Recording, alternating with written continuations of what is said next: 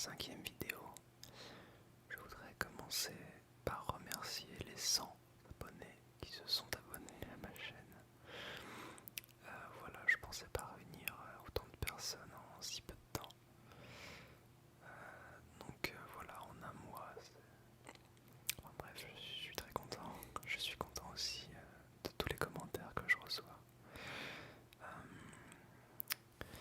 de vos encouragements et de vos suggestions.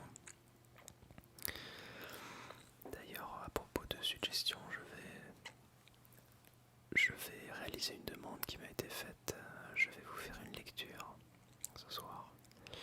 La lecture d'un livre qui s'appelle Le pouvoir du moment présent. C'est un livre qui m'a été prêté par un ami.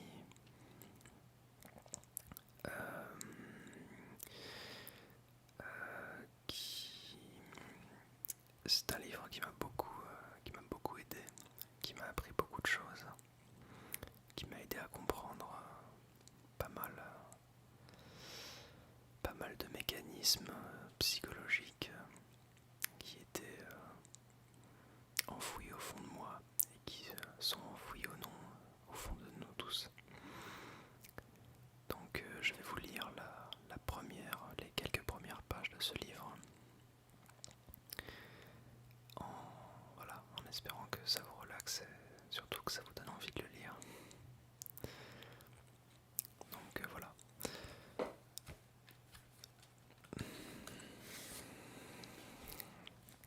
J'aurais pu vous faire un résumé du livre, mais c'est tellement vaste. Ça traite ça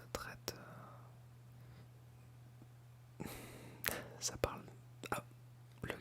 Le cœur du livre, ça reste le moment présent. Mais il y a beaucoup de choses que ça implique d'être pleinement présent.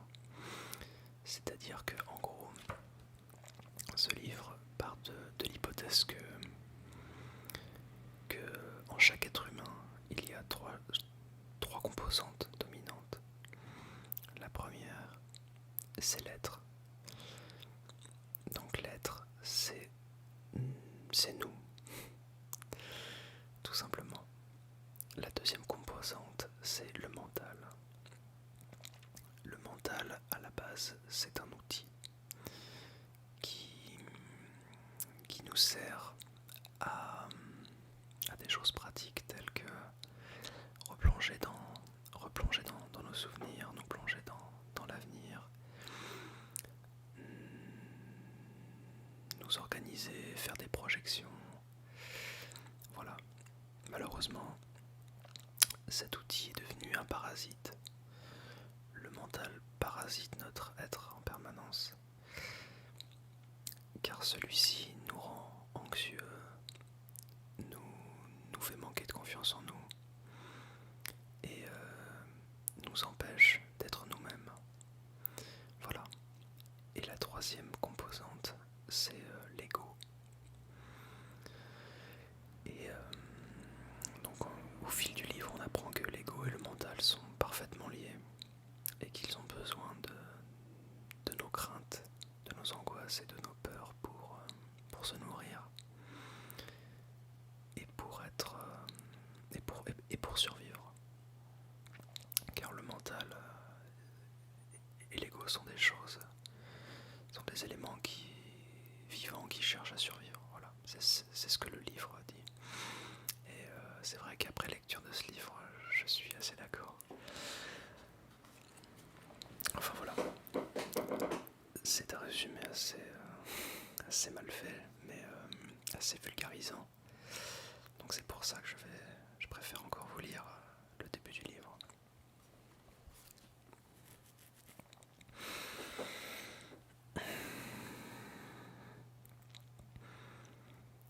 Chapitre 1. Vous n'êtes pas votre mental. Le plus grand empêchement à l'illumination.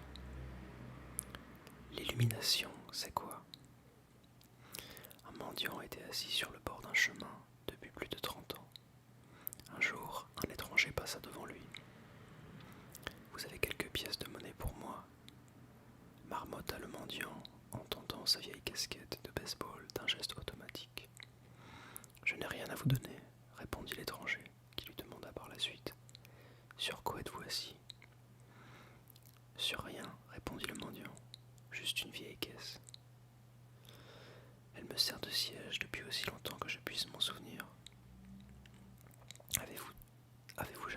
regarder ce qu'il y avait dedans, demanda l'étranger. Non, répliqua le mendiant. Pour quelle raison? Il n'y a rien. Jetez-y un coup d'œil, insista l'étranger. Le mendiant réussit à ouvrir le couvercle en le forçant.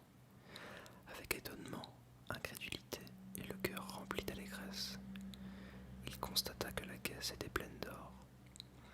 Je suis moi-même cet étranger qui n'a rien à vous donner et qui vous dit de regarder à l'intérieur, non pas à l'intérieur d'une caisse, comme dans cette parabole, mais dans un lieu encore plus proche de vous, en vous-même. Mais je ne suis pas un mendiant. Puis-je déjà vous entendre rétorquer? Oui, car en fait, à travers ce livre, l'auteur s'adresse directement à nous-mêmes, en fait. Donc il y a des fois des questions qui sont posées. Et voilà.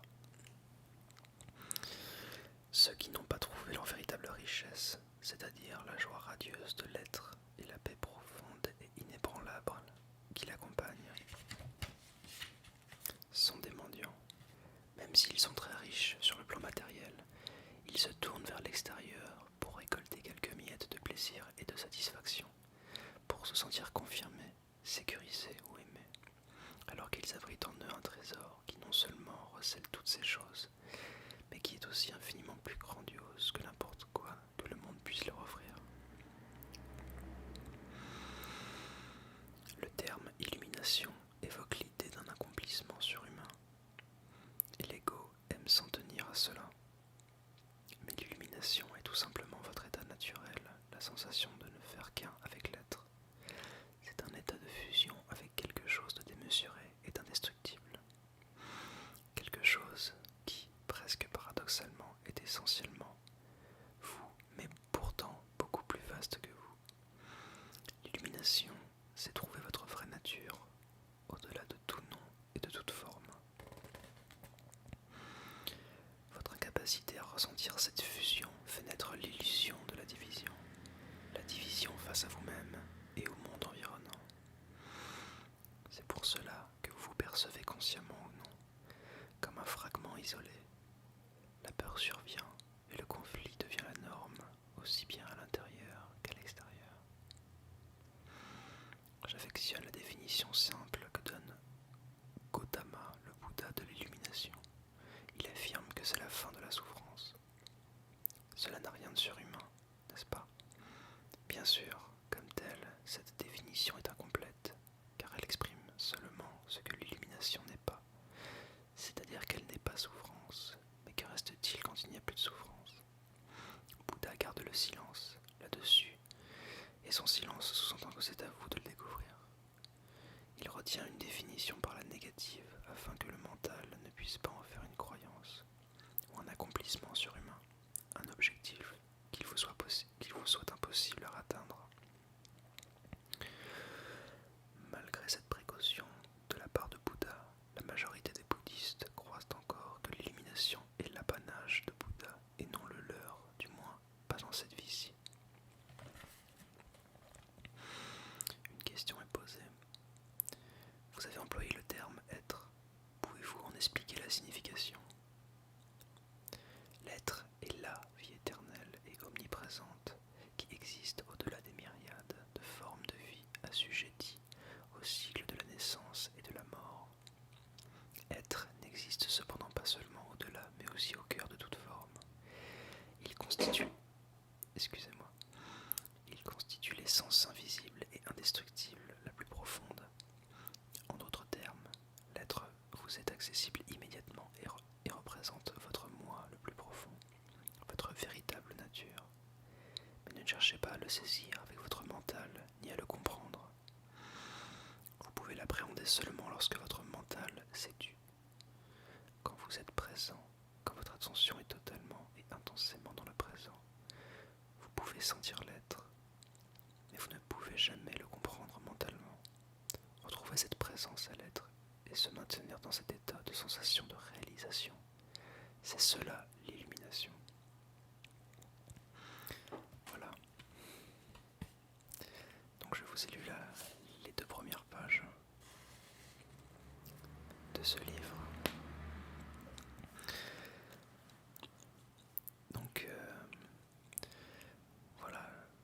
disant ceci, je me suis rendu compte que pour comprendre un peu ce qui est dit, il est nécessaire de se concentrer un petit peu. Et c'est vrai que ce n'est pas très... Se concentrer n'a rien de relaxant, au contraire. C'est vrai que quand on veut se relaxer, on a tendance à s'éloigner d'un quelconque état de concentration.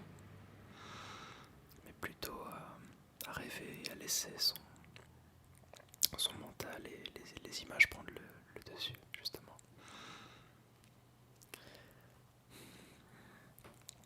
Voilà. Pour ma part, je pense que dans la prochaine vidéo, je vous parlerai de musique. Je ne sais pas encore de quoi exactement. Néanmoins, j'ai noté dans plusieurs commentaires que vous appréciez ma manière de chuchoter. Et j'en suis vraiment ravi. Je suis vraiment content d'aider les gens. Je suis content que certaines personnes apprécient mon travail. Et je vous invite toujours à commenter mes vidéos, à dire ce que vous... à donner votre avis, à me dire ce que vous pensez qui pourrait améliorer un petit peu ma manière de faire. Voilà. Donc je vais vous laisser sur ce.